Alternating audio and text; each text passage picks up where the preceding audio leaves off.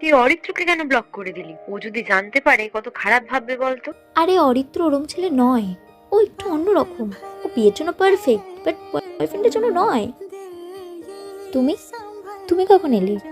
Just এক্ষুনি এলাম। আসলে আমি তোমায় বলতে ভুলে গেছিলাম যে বাড়ি ফিরে টেক্সট করে দিও। তারপরে দেখলাম তুমি এখানে দাঁড়িয়ে আছো, তাই বলতে চলে এলাম।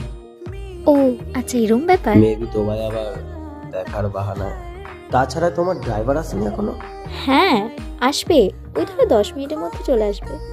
ও, তাহলে আমাদের হাতে তাহলে এখনো 10 মিনিট আছে। হ্যাঁ আছে, বলতেই পারো। তাহলে আমার সাথে চলো। আরে চল চল, গাড়ি আসছে, তাড়াতাড়ি। ওই দিন সিগন্যাল তো রেড ছিল, তার জন্য সব গাড়িও দাঁড়িয়ে ছিল।